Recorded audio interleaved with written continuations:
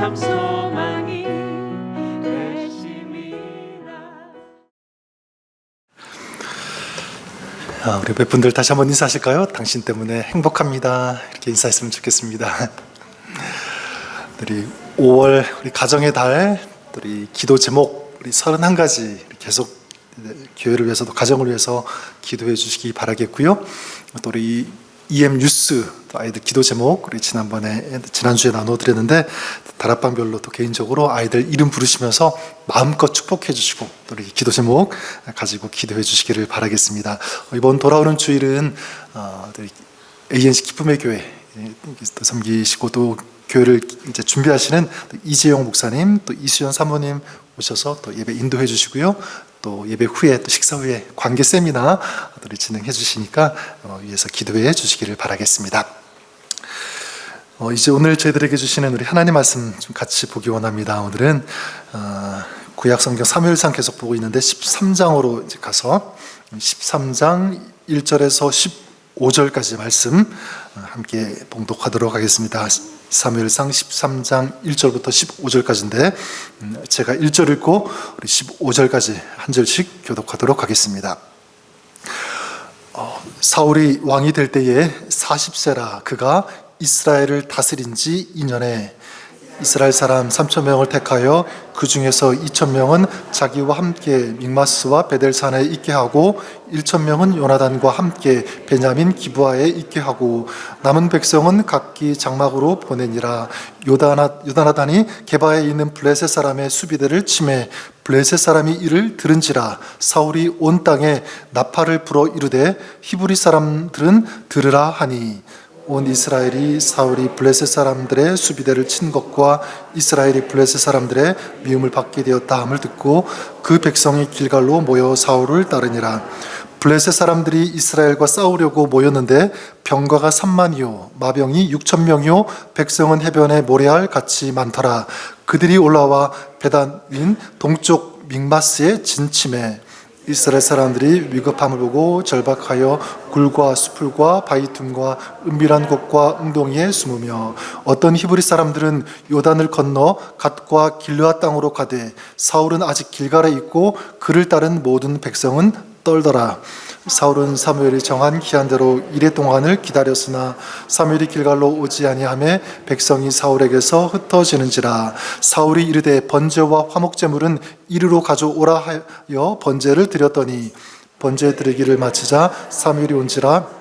웰이 나가 맞으며 무난하매 사무엘이 이르되 왕이 행하신 것이 무엇이냐 하니 사울이 이르되 백성은 내게서 흩어지고 당신은 정한 날 안에 오지 아니하고 블레셋 사람은 믹마스에 모였음을 내가 보았으므로 이에 내가 이르기를 블레셋 사람들이 나를 치러 길갈로 내려오겠거늘 내가 여호와께 은혜를 간구하지 못하였다 하고 부득이하여 번제를 드렸나이다 하니라. 사무엘이 사울에게 이르되 왕이 망령되이 행하였도다.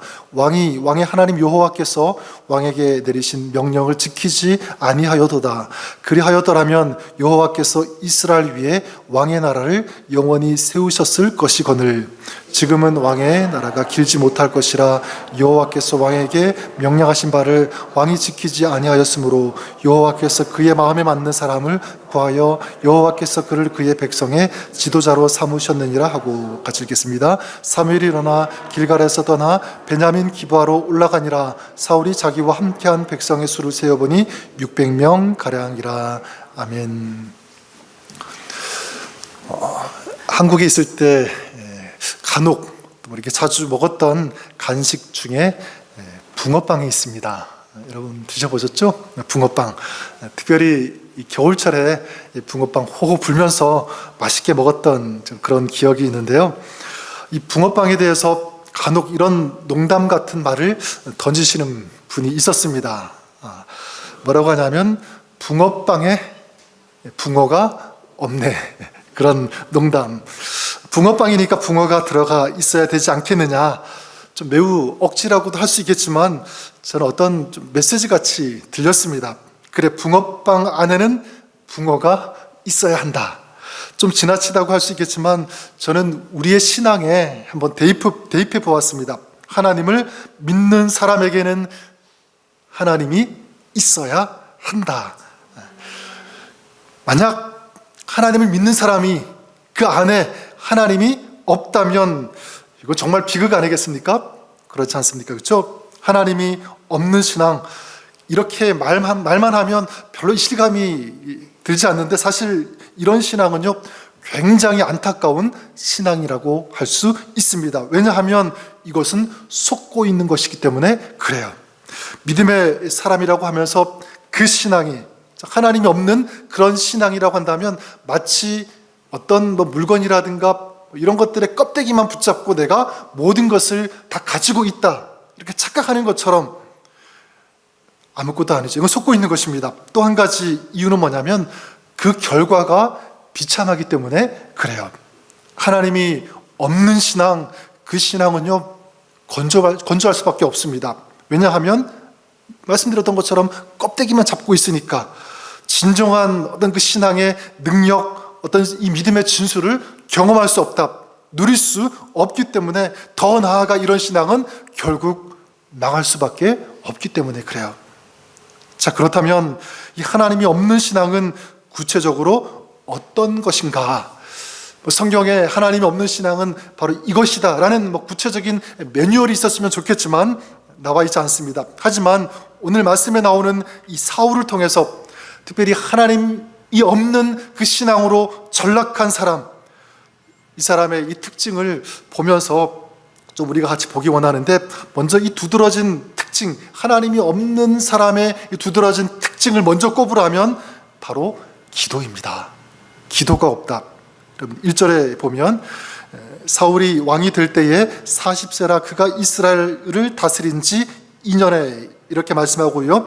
사울이 40세에 왕이 되었고 왕이 된 지 2년이 지났다. 그리고 이어서 2절과 3절에 보니까 이스라엘 사람 3,000명을 택하여 그 중에서 2,000명은 자기와 함께 믹마스와 베델산에 있게 하고 1,000명은 요나단과 함께 베냐민 기브아에 있게 하고 남은 백성은 각기 장막으로 보내니라. 요나단이 게바에 있는 블레셋 사람의 수비대를 치매 블레셋 사람이 이를 들은지라. 사울이 온 땅에 나팔을 불어 이르되 히브리 사람들은 들으라 하니. 자, 이것은 지금 사울이 블레셋 사람들과 전쟁을 치르게 되는데 그 배경이죠. 자, 사울은 어떻게 하냐면 군사 3,000명을 뽑게 됩니다. 그래서 2,000명은 자기와 함께 있게 하고요. 그 중에서 2,000명은 요나단과 함께 이제 게바에 있는 블레셋 수비대를 치게 합니다. 아마도 이 사울과 요나단은 협공 작전을 펼치려고 했던 것 같아요.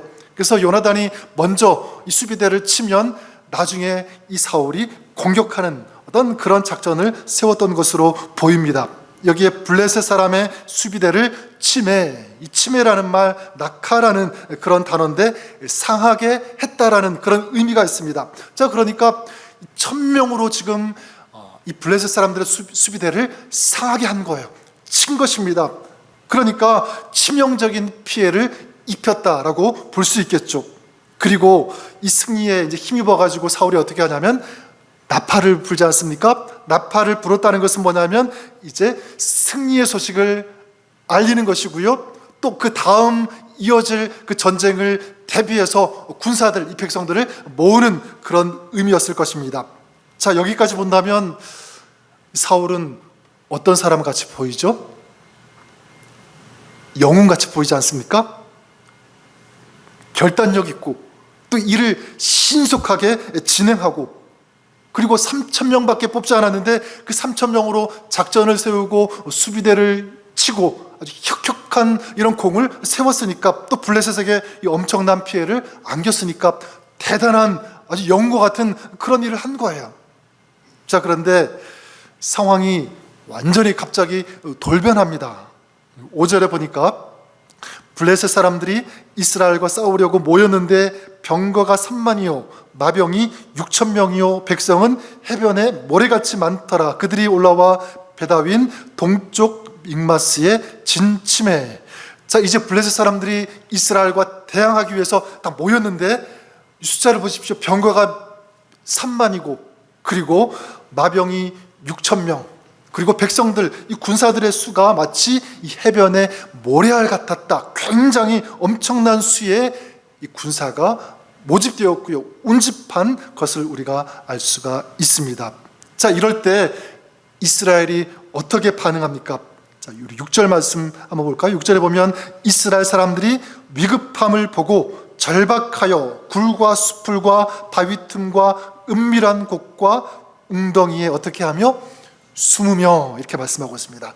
자, 위급함을 보았다, 절박했다, 막 숨었다, 이런 말씀이 나요. 그러니까 전세가 급작스럽게 완전히 바뀐 것입니다. 뿐만 아니라 7절에 보면 어떤 히브리 사람들은 요단을 건너 갓과 길르앗 땅으로 가되 사울은 아직 길갈에 있고 그를 따른 모든 백성은 어떻게 하더라?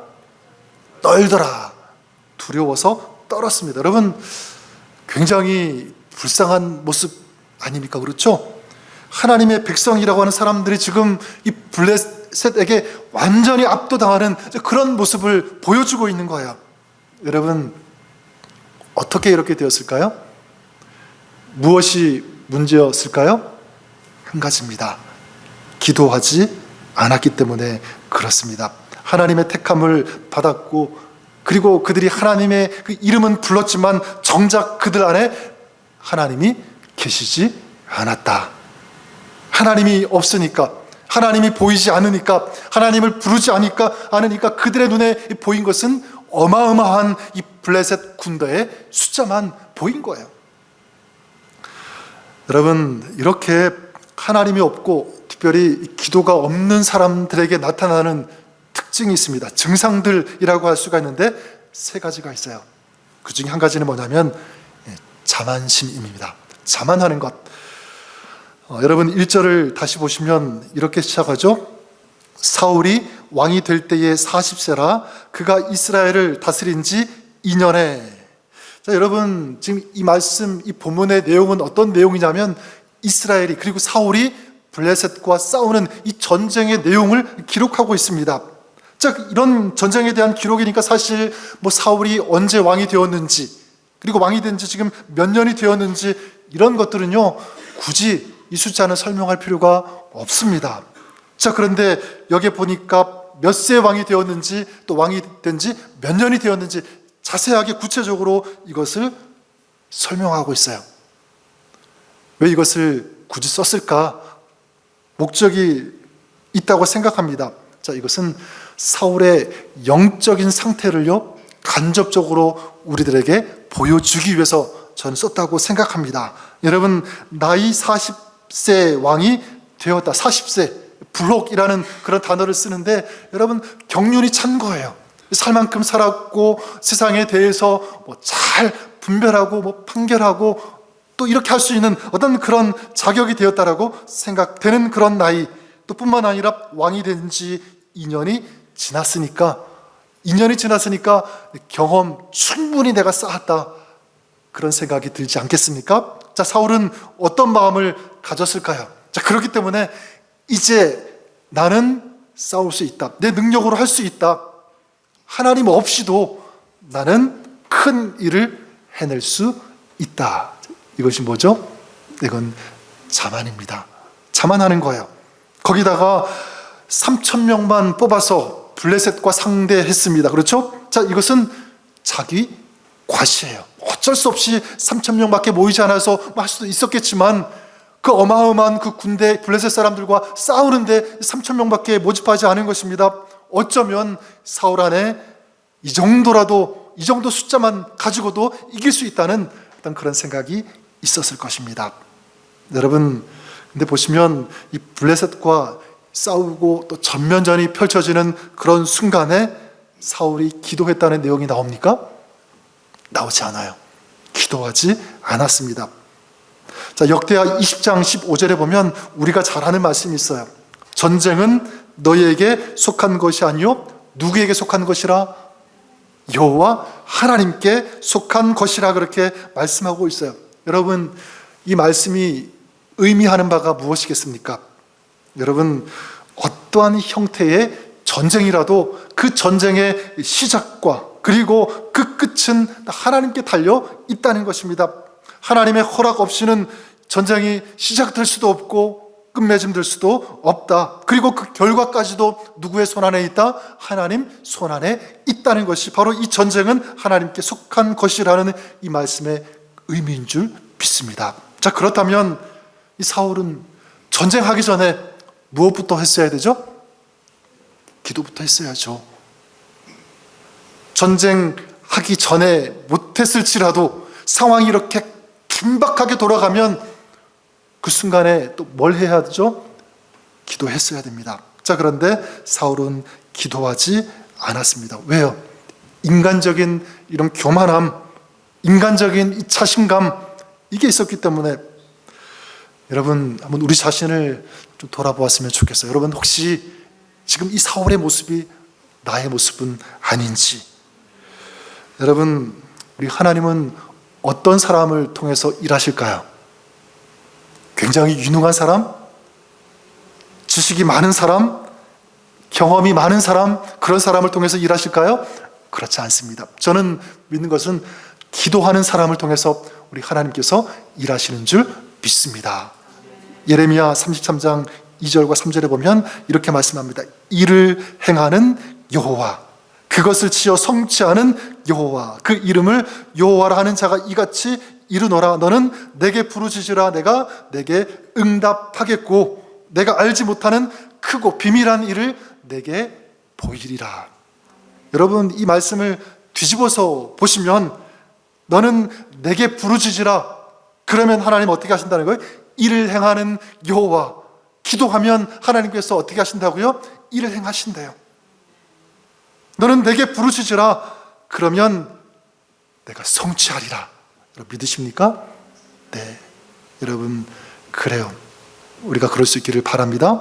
두 번째, 이 하나님이 없고 기도하지 않은 사람에게 나타나는 증상이 있다면 그것은 두려움이에요. 두려움. 7절에 보니까 어떤 히브리 사람들은 요단을 건너 갓과 길르앗 땅으로 가되 사울은 아직 길갈에 있고 그를 따른 모든 백성은 떨더라. 이렇게 말씀하고 있죠. 떨더라. 그러면 이스라엘 군사들, 백성들은 두려워서 떨고 있었는데 사울은 떨었다, 그런 내용은 나오지 않습니다. 자, 그런데 저는 상상을 해보았어요. 사울은 어땠을까? 지금 이 순간에 제가 볼 때는요, 사울은 더 두려웠을 것 같아요. 처음에는 기세 등등했는데 블레셋 병거가 막 3만이나 막 밀려오죠.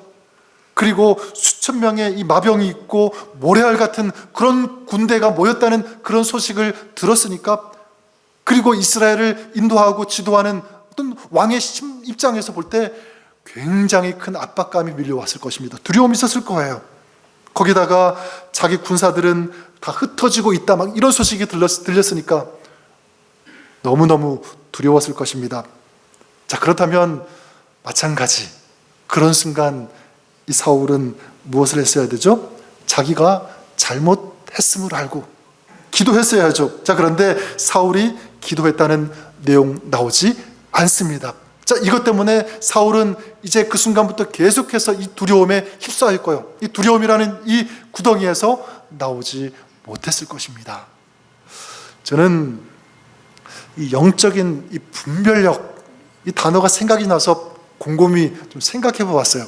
영적 분별력, 뛰어난 영적인 분별력이 있는 사람은 어떤 사람일까 생각해 보았습니다. 여러분은 이 뛰어난 영적인 분별력을 가진 사람이 어떤 사람일까 한번 생각해 보셨습니까? 아마 교회를 오래 다닌 그런 사람이라고 생각할 수도 있겠고요. 성경 지식이 아주 해박한 사람 아닐까, 그런 생각 가질 수도 있을 것입니다. 예언을 한다든지 아니면 특별한 인사이트를 가진 그런 사람일 것이다, 우리가 생각할 수 있습니다. 여러분, 그럴 수도 있지만 저는 만약 그렇다면 이 영적인 분별력을 가지는 것은 굉장히 어려울 것 같아요. 교회 오래 다녀야죠. 성경 공부 많이 해야죠. 그렇지 않습니까?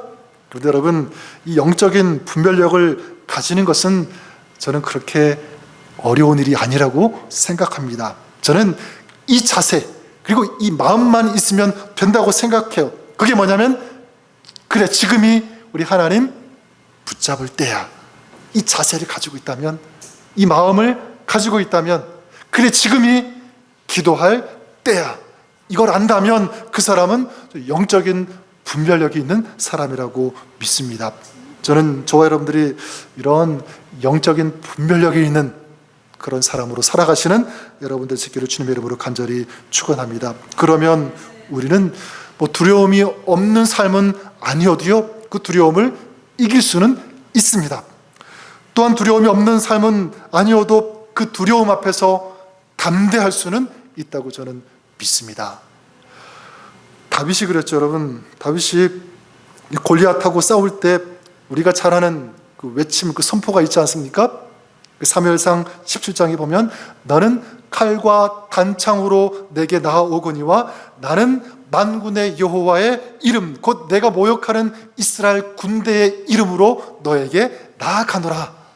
그리고 전쟁은 여호와께 속한 것인즉 그가 너희를 우리 손에 넘기시리라 말씀합니다. 여러분 생각해 보셨어요? 지금 골리앗 앞에 나아가는 이 다윗은요, 굉장히 조그만 소년이었어요.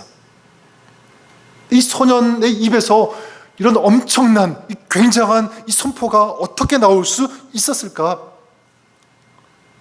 여러분 한번 생각해 보셨습니까? 제가 생각할 때는요, 이거예요. 다윗은 비록 어렸지만 그는 늘 하나님을 생각했다. 어렸지만 하나님을 늘 묵상했다. 여러분, 그러니까 비록 소년이지만 그는 대단한 엄청난 영적인 분별력, 이 힘, 이 능력을 가졌다는 거예요. 그러니까 이 분별력으로, 하나님 주신 이 분별력으로 보니까 골리앗은 사람들이 두려워하는, 사람들이 인식하고 보고 있는 골리앗으로 보이지 않고 내 간등히 이길 수 있는, 무너뜨릴 수 있는 그런 존재로 보인 거예요.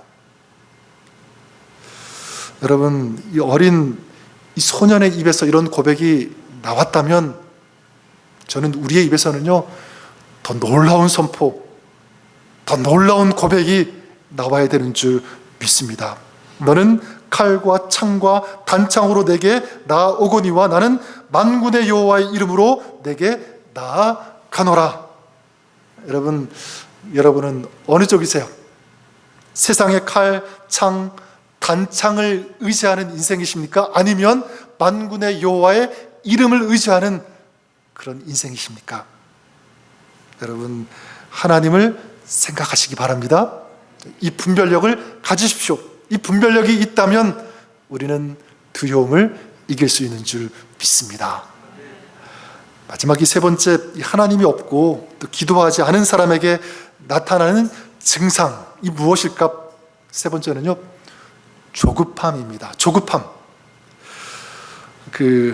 아름다운 가정을 일구는 지혜라는 그런 책이 있는데, 여기에 보면 자녀의 일생을 망치는 10가지 비결이라는 그런 제목의 글이 있습니다. 다 소개할 수 없지만 몇 가지만 소개하면 이래요. 자녀가 사달라는 대로 다 사준다. 경건한 인생을 위해 고난당하는 삶보다 세속적인 인생을 위해 편하게 사는 삶을 가르친다. 그리고 베풀기보다 소유하는 방법만을 가르친다. 그리고 또 한 가지는 이거예요. 인내로 기다리는 것보다 조급하게 결과를 얻는 것을 가르친다. 이게 자녀를, 그리고 자녀의 인생을 망치는 비결이랍니다. 근데 여기 보니까 이 사울이 여기에 해당돼요. 우리 8절과 9절 말씀 우리 같이 한번 읽어볼까요? 우리 8절과 9절 말씀. 자, 시작. 자, 사울은 사무엘이 정한 기한대로 이레 동안을 기다렸으나 사무엘이 길갈로 오지 아니하매 백성이 사울에게서 흩어지는지라 사울이 이르되 번제와 화목제물을 이리로 가져오라 하여 번제를 드렸더니. 자, 무엇입니까? 사울은 사무엘이 7째 되는 날, 그 정한 날, 약속한 날이 되었는데도 오지 않자 자기가 제사를 드렸습니다. 영어로 보면 이 번제와 화목제 그 앞에 이 정관사 더가 붙었어요. 그 번제 그리고 그 화목제, 그러니까 무엇을 의미하냐면 이거는 사울과 다른 사람이 드릴 수 있는 그런 제사가 아니라 오직 사무엘이 드릴 수 있는 그런 제사라는 것을 알 수가 있습니다. 자, 그런데 사무엘이 늦게 오자 사울이 드린 거예요. 어쩌면 대충 그런 식으로 제사를 드렸겠죠. 자, 이제 사무엘이 와서 이렇게 제사를 이미 드려버린 사울에게 질문합니다. 어떻게 이런 일을 할 수 있느냐? 그렇게 물으니까 사울이 대답합니다. 변명합니다. 막상 이 전쟁을 하려고 마주해 보니까 적들은 엄청나게 많고 또 우리 백성들은 떨고 있고 흩어지고 있고 그 제사를 드리고 전쟁해야 되는데 당신은 오지 않고 그래서 할 수 없이 내가 제사를 드렸습니다. 이렇게 변명을 합니다. 여러분, 조급한 이 사람의 특징이 있는데 그 사람의 특징은 변명이 많다는 거예요. 변명이 많다. 이래서 저렇다 저래서 저렇다 막 그런데 여러분, 그렇게 변명하는 사람 한번 자신도 한번 생각해 보세요. 나 자신도 변명할 때는 어떤 상태입니까? 쫓기고 있다는 거예요. 그 마음이. 그렇지 않습니까? 조급하다는 증거입니다. 또한 이 마음이 쫓기고 또 조급하다는 이 증거, 그것은 바로 기다리지 못하는 것입니다. 특징이에요. 마냥 기다리다가 우리 망하는 것 아닙니까? 빨리 뭐라도 해야 되는 것 아닙니까? 그런 식이겠죠. 지금 이 사울이 이렇게 굉장히 조급했어요. 그리고 기다리지 못했습니다. 자, 사울이 하나님의 사람 이 사무엘을 기다리지 않은 것, 이것은 표면적인 현상이고요. 사실 더 깊이 들어가 보면 이 하나님의 사람을 기다리지 않았다는 것은 뭐냐면 하나님을 기다리지 않은 것입니다. 그리고 기다리지 않았다는 것은 하나님의 때, 그리고 하나님의 약속, 하나님의 이 방법을 신뢰하지 않았다, 기다리지 않았다는 것입니다. 자, 그래서 이것이 무서운 거예요. 단순히 기다리지 않는 것은 시간적인 의미만 있는 것이 아니라 영적으로 하나님을 불신하는 것이기 때문에, 신뢰하지 않는 것이기 때문에 그래요. 그래서 사도 바울은 이 디모데후서 3장에 보면 말세의 이 징조들에서 쭉 설명을 하는데, 소개하는데 거기에 뭐가 들어가 있냐면 조급이 들어가 있어요. 조급한 것. 배신하며 자만하며 쾌락을 사랑하기를 하나님 사랑하는 것보다 더하며, 또 거기에 보면 조급하며. 여러분, 굉장히 의외 아닙니까?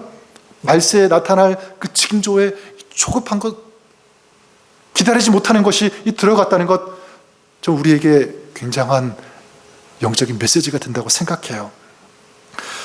저는 이 기다리는 사람의 자세, 그리고 그 사람이 받을 그 은혜를 잘 보여주는 말씀이 시편 126편이 아닐까 그렇게 생각합니다.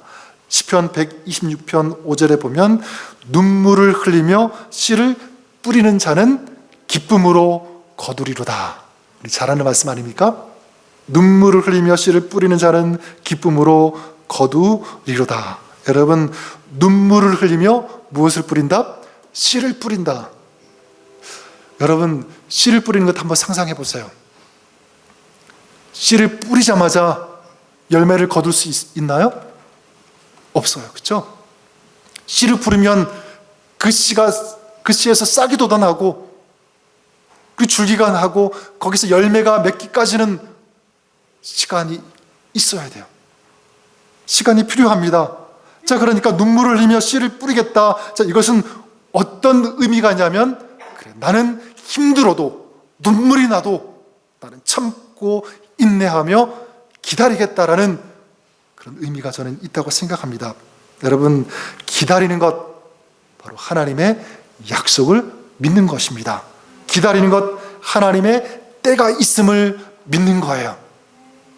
그래서 믿음은 기다리는 것이다 라고 저는 말씀드릴 수 있습니다.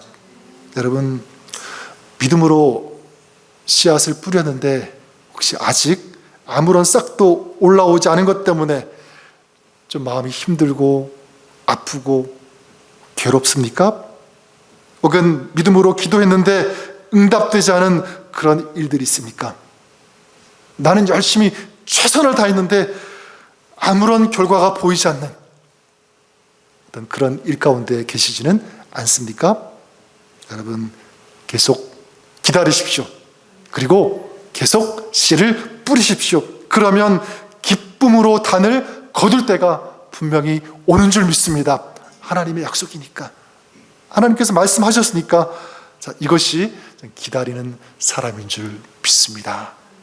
말씀을 정리하면 성경에서 정말 안타까운 그런 한 사람을 꼽으라면 전 사울이 아닐까 그렇게 생각합니다. 처음에 정말 멋있게 왕으로 등극하고 또 암몬 왕 나하스를 치고 승리하고, 그때만 해도 하나님이 있는 그런 신앙인이었는데 점점 하나님이 없는 신앙인으로 전락해버린 거예요.